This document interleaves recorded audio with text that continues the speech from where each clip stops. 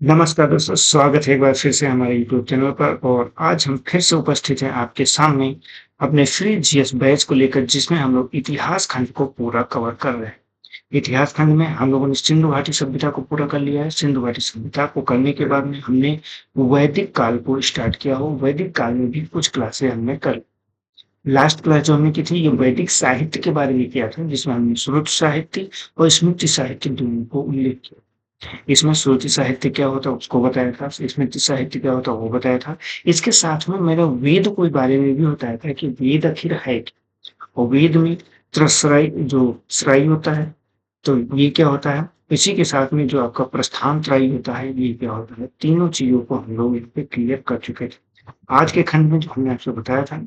आज हम थोड़ा सा और आगे बढ़ते हैं और आपकी अन्य चीजों को समझते हैं कि आखिर क्या-क्या चीजें यहाँ पे आपके लिए खास हो जाती हैं। जैसे कि यहाँ पे मैं बात करूँ तो पहली चीज तो वेद आपका कौन-सा है उस वेद के बारे में देखेंगे। इसके अलावा आपको यहाँ पे पुरोहित कौन-सा है, पुरोहित को देखेंगे कि उस वेद से संबंध में पुरोहित कौन-सा है। इसके साथ में आपका जो है उपवेद कौन-सा इसमें लगता है वो देखेंगे। तो इस तरह से हम चीज़ों को देखने वाले हैं। तो शुरुआत करते हैं पहले जिसे हम आपके ऋग्वेद के बारे में जानते हैं। ऋग्वेद ये वेद कौन-सा हो जाएगा, ये आपका ऋग्वेद हो जाएगा। ऋग्वेद के साथ में अब बात आ जाता है कि पुरोहित, तो पुरोहित यहाँ पे ह्रोत है। कौन-सा पुरोहित, इस पुरोहित को आपको याद रखना है। वहीं पे अगर हम बात करते हैं उपवेद को तो यहाँ पे इसे उपवेद जो है आयुर्वेद है। आयुर्वेद को यहाँ पे उपवेद के तौर पे यहाँ पे स्वीकार किया गया है। बोलो बेटा यहाँ तक का क्लियर हो गया। अब हम बात कर लेते हैं ब्राह्मण, क्योंकि ब्राह्मण आपसे बहुत ज्यादा पूछा जाता है इसीलिए ये आपके लिए खास है, इसलिए मैं इसको अलग से आइडेंटिफाई कर दे रहा हूँ। ये आपके लिए इम्पोर्टेंट फैक्टर है। इसमें आपको दो ब्राह्मण आ जाते हैं। एक आ जाता है आपका ऐत्रेय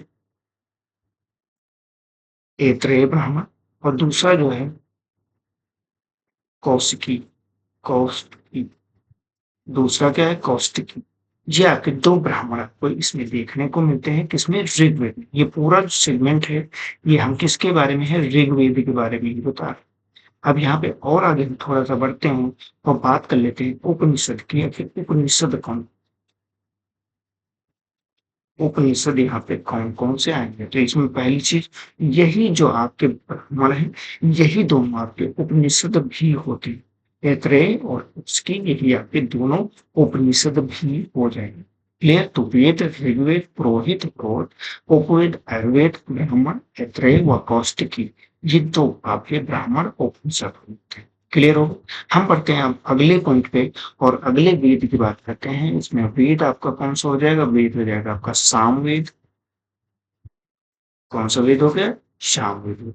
अब सामवेद के संदर्भ में ही हम चीजों को और क्लियर, जैसे कि इसमें अब पुरोहित का जिक्र करेंगे कि इसका पुरोहित कौन है। पुरोहित तो ये आपका आ जाएगा उदगाता, उदगाता। ये आप पुरोहित हो जाता है। यहाँ पे मैं सभी में पेन का कलर चेंज कर ले रहा हूँ। आपका यहाँ पे अगर पूछा जाए उपवेद, उपवेद तो यहाँ पे उपवेद जो होगा इसे गंधर्व वेद कहा जाता है। गंधर्व वेद ये आपका यहाँ पे उपवेद हो जाता है। हम अगर और आगे बढ़ते हैं तो और आगे आपके आ जाते हैं ब्राह्मण। तो ब्राह्मण में किस किसको रखा गया, तो ब्राह्मण में भी यहाँ पे दो ब्राह्मण को रखा गया है। एक आपका पंचवीश है और दूसरा आपका तांडव है। पंचवीश, पंचवीश हो गए और दूसरा कौन सा हो जाएगा, दूसरा आपका तांडव है। ये दो आपके ब्राह्मण हो गए। अब यहाँ पे वही पुरानी चीज रिपीट हो रही है कि अब ब्राह्मण तो हो गए, अब यहाँ पे आपके उपनिषद को, उपनिषद आपने इसमें वाले में तो देखा, इसमें हमने आपको बताया कि उपनिषद आपके एट्रियम कौशिकी ही है, लेकिन यहाँ पे बेटा बदल जाएंगे। यहाँ पे कौन हो जाएगा, पहला तो हो जाएगा छंदोगोपनिषद। इसको नोट कर लीजिएगा, काफी बार पेपर में पूछा गया।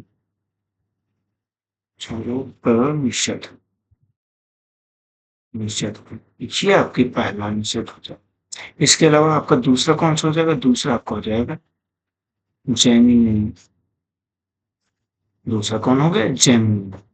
तो ये 2 चीज़ें आपको यहाँ पे याद रखनी कि इसके उपनिषद हो जाते हैं। वेद देख लिया, सामवेद है, पुरोहित गाथा है, उपवेद आपका गंधर्ववेद है, ब्राह्मण आपका पंचमी तांडव है और उपनिषद आपका छंदोपनिषद और जैमिनी। ये तो आपके उपनिषद हो जाते हैं। क्लियर? हम बढ़ते हैं आगे और अगले वेद की जिक्र करते हैं। अगला हमारा वेद कौन सा हो जाएगा जिसे हम यजुर्वेद के नाम से जानते हैं। कौन सा वेद? यजुर्वेद। आपका यजुर्वेद हो गया। अब यजुर्वेद के संदर्भ में अगर हम बात करते हैं, पहला तो आपका यही हो जाएगा कि इसका पुरोहित कौन है? पुरोहित। ये पुरोहित आपका हो जाएगा अथर्व। अथर्ववेद जाएगा और वहीं पे उपवेद की बात करेंगे। उपवेद तो उपवेद कौन सा है? धनुर्वेद। तो आपका धनुर्वेद ये आपका उपवेद हो जाता है। अब यहाँ पे वही याद करने वाला फैक्टर यहाँ पे फिर से आ गया। यहाँ पे आपका यही सबसे ज्यादा पूछा जाता है, ब्राह्मण। तो ब्राह्मण कौन कौन सा है? यहाँ पे ब्राह्मण के संदर्भ में अगर हम बात करते हैं तो यहाँ 2 ब्राह्मण आ जाते हैं। एक शतपथ आ जाते हैं। शतपथ। ये आपका पहला ब्राह्मण। दूसरा कौन सा? दूसरा आपका तैतृय। तैतृय ब्राह्मण है। ये 2 ब्राह्मण यहाँ पे हो जाते हैं। तो ये 2 ब्राह्मण हो गए। अब यहाँ पे ब्राह्मण के साथ में जो आपको याद रखना है, ये याद रखना है बेटा उपनिषद। यही चीजें तो आपसे प्रश्न में पूछता है। तो उपनिषद कौन से? यहाँ पे देखो बेटा 3 उपनिषद आते हैं। कौन कौन से 3 उपनिषद है? पहला तो आपका कठोपनिषद है। पहला कौन सा हो गया? कठोपनिषद हो गया। दूसरे की बात करते हैं तो दूसरा आपका बृहदारण्यक उपनिषद है। बृहदारण्यक उपनिषद है। तीसरे की बात करते हैं तो तीसरा आपका ईशोपनिषद है। ईशोपनिषद। तो इस तरह से ये 3 आपके उपनिषद हैं। तो यजुर्वेद के संदर्भ में इतनी सारी चीजें आपको यहाँ पे याद रखनी है। अब हम बढ़ते हैं आगे। हम किसकी बात करते हैं? हम अब अथर्ववेद, एक हमारा अंतिम वेद है, इसको बारे में बात करते हैं। वेद है आपका अथर्ववेद।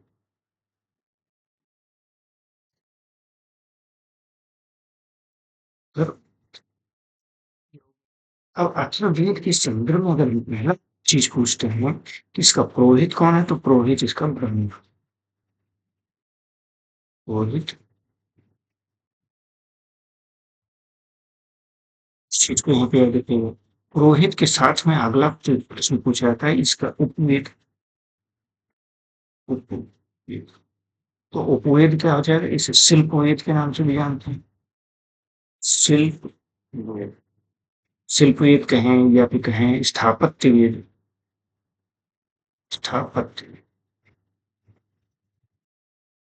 ये आपका यहाँ पे हो जाता है।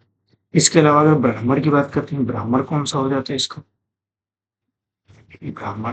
तो ब्राह्मण यहाँ पे इनका एक ही है जिसे भूपथ ब्राह्मण का। भूपथ ब्राह्मण। तो ब्राह्मण के समूह में ये चीज याद रखनी है। अब एक चीज बचती है जिसे हम उपनिषद। उपनिषद। तो उपनिषद आपका क्या हो जाएगा? उपनिषद किसे कहते हैं? उपनिषद आखिर होता क्या है? तो यहाँ पे देखिए, इसमें मुख्यतः अगर बात करें तो 3 तरह के उपनिषद भी पाए जाते हैं। पहला तो मुंडकोपनिषद। मुंडकोपनिषद। पहला कौन सा हो गया? पहला आपका हो गया मुंडकोपनिषद। इसके अलावा अगर बात करते हैं दूसरे की तो यहाँ पे प्रश्नोपनिषद। ये आपका दूसरा हो जाता है। और तीसरे की बात करते हैं तो यहाँ पे मांडुक्योपनिषद। मांडुक्योपनिषद।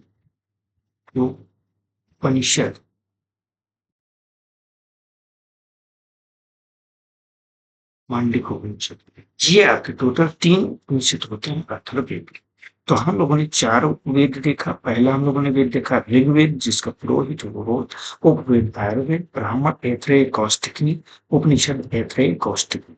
इसके बाद सामवेद पे आते हैं, पुरोहित उद्गाता हो जाते हैं, उपवेद गंधर्ववेद हो जाता है, ब्राह्मण पंचवी स्थाध्याय हो जाता है, उपनिषद छंदोपनिषद व जैमिनी हो जाता है। इसके बाद हम बढ़ते हैं तो इसमें वेद देखते हैं, यजुर्वेद जिसमें पुरोहित आपका अथर्ववेद हो जाता है, उपवेद आपका धनुर्वेद हो जाता है, ब्राह्मण आपका शतपथ व तैत्तिरीय हो जाता है। उपनिषद की बात करते हैं तो कठोपनिषद, बृहदारण्यक उपनिषद व इसकोपनिषद। इसके बाद आपका अथर्ववेद आता है जो अंतिम वेद है। इसमें आपके पुरोहित ब्रह्मा जी हो जाते हैं, उपवेद शिल्पवेद जिसे स्थापत्य वेद के नाम से जानते हैं। ब्राह्मण की बात करते हैं तो गोपथ ब्राह्मण हो जाता है। उपनिषद की बात करते हैं मुंडकोपनिषद हो जाता है, प्रश्नोपनिषद होता है, मांडुक्योपनिषद होता है। तो इस तरह से टोटल आपके 3 ये वेद या ये चारों वेद के बारे में जो चीजें बेसिक सी थी, तो उपनिषद कौन से है, ब्राह्मण कौन से, ये सारी चीजें यहाँ पे देख ली है और सारी चीजें हम लोगों ने यहाँ पे एकदम क्लियर। यहाँ तक का किसी को किसी भी प्रकार का कोई भी 1% भी अगर कंफ्यूजन है तो तुरंत करके बताइएगा, हम उसको जरूर। इसके साथ में इसके जो जुड़े हुए एमसीक्यू हैं, ये एमसीक्यू आपके अलग चल रहे हैं, उनको आप कर सकते हैं। साथ में कोई डाउट और होता है तो टेलीग्राम पे हमने डाउट सेशन बना रखा, उसमें आप जाकर जुड़कर कोई भी डाउट सेशन आप वहां से अटेंड कर सकते हैं। ठीक है, हम बढ़े अब आगे। अब आगे बढ़ते हैं तो सबसे पहले वेद के हम शुरू करते हैं, जिसे हम किस नाम से जानते हैं, जिसे हम जानते हैं ऋग्वेद। छोटा सा जो ऋग्वेद, ये आपका पहला वेद। अब इस पहले वेद के बारे में हम सब कुछ जान, और ये तब तक जानेंगे, ये लंबा है क्योंकि सबसे ज्यादा इम्पोर्टेंट यही है, तो इसलिए इसे बहुत ही अच्छे से समझिएगा, इसमें काफी सारा टाइम लगने वाला है।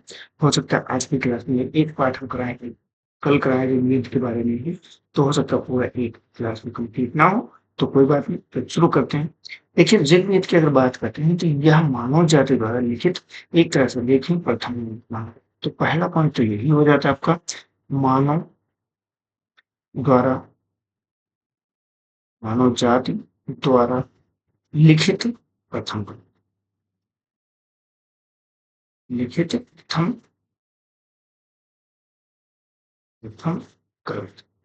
ये एक चीज इंपॉर्टेंट है, इस चीज को याद रखो। और ये किस भाषा में अगर बात करें तो प्रथम ग्रंथ तो है, लेकिन यहाँ पे इसकी भाषा क्या है, तो भाषा के संदर्भ में याद रखना, ये भारूपी भाषा में लिखा गया, भारूपी भाषा।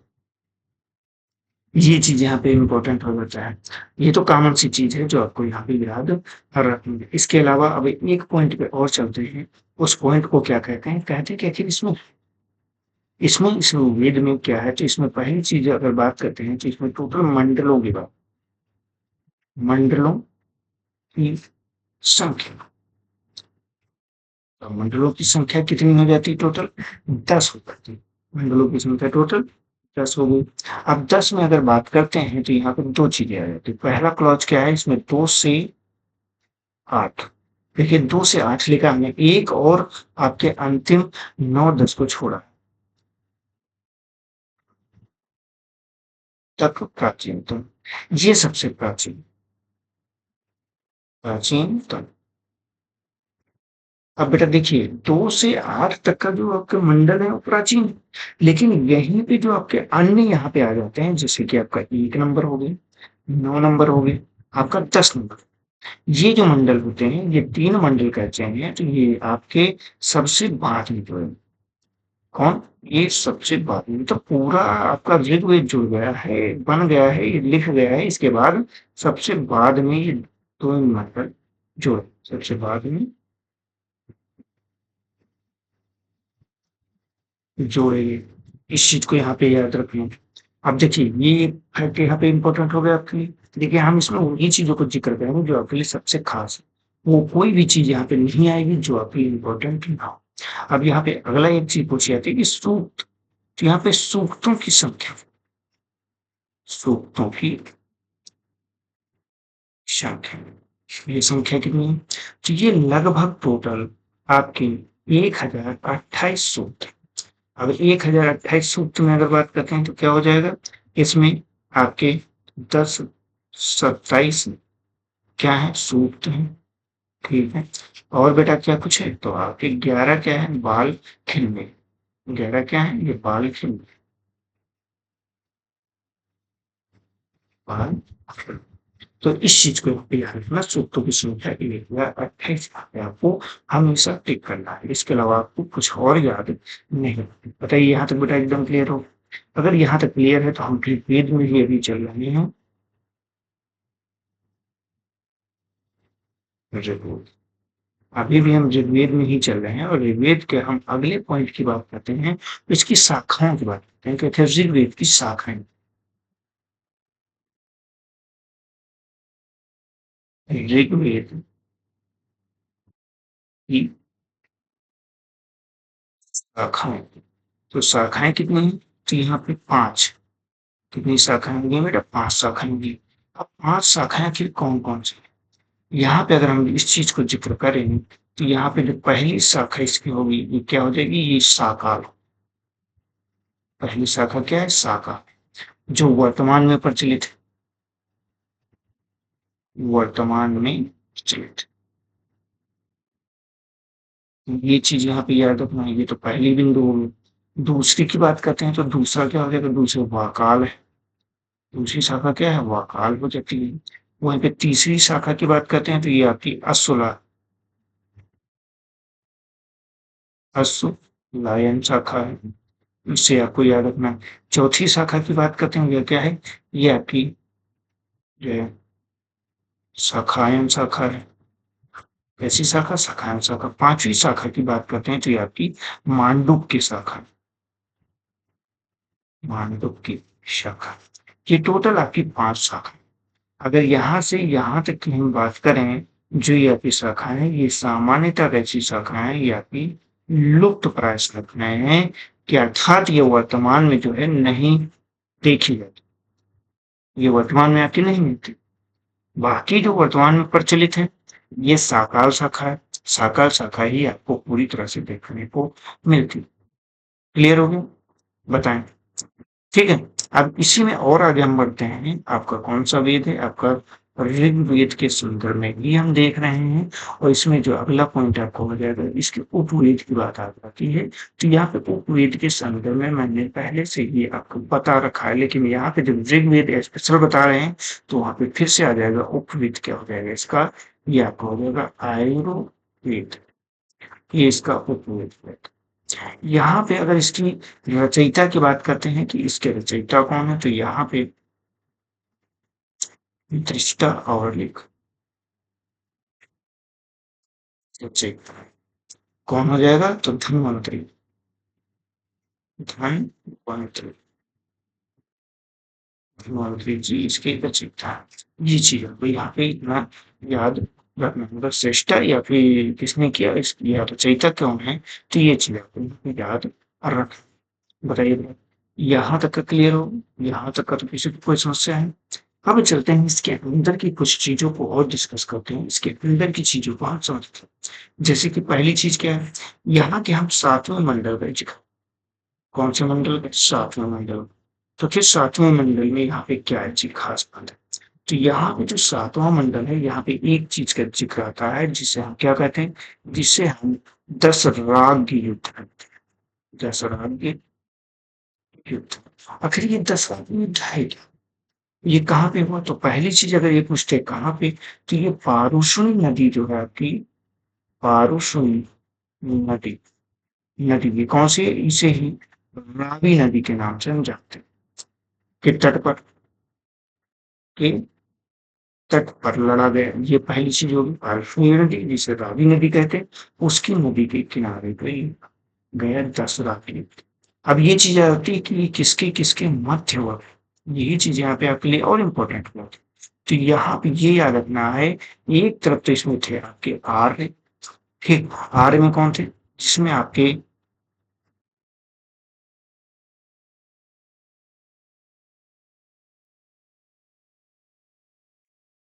कौन थे? आपके राजा भरत। यहाँ पे राजा भरत थे, वह भी राजा सुदास। भरत, राजा सुदास, इनका नाम आपको यहाँ पे याद रखना है। वर्सेस कौन रहता है? विपक्ष में कौन रहता है? यहाँ पे 10 जन रहते हैं जिन्हें हम अनार्य कहते हैं।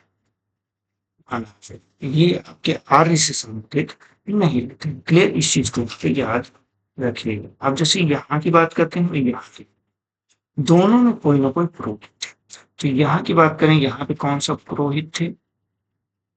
तो पुरोहित यहाँ थे वशिष्ठ जी। वशिष्ठ, यहाँ पे कौन पुरोहित हो गए? वशिष्ठ हो गए। और यहाँ की अगर बात करते हैं कि इधर कौन पुरोहित था, तो यहाँ पे जब युद्ध होता है तो यहाँ के पुरोहित आके विश्वामित्र थे। विश्वामित्र, ये चीजें आपको याद रखनी। तो हमने क्या बताया? हमने कहा सातवें मंडल में दशरथ युद्ध कहाँ पे लड़ा गया? पारस्किन नदी, रावी नदी के तट पे लड़ा गया। एक तरफ आर्य थे जिसमें भरत राजा सुदास थे, दूसरी तरफ दस जन थे जिन्हें अनार्य कहा गया। पुरोहित कौन था? भरत राजा सुदास की तरफ से वशिष्ठ जी थे, और वहां पे जो अनार्य थे उनकी तरफ से विश्वामित्र जी थे।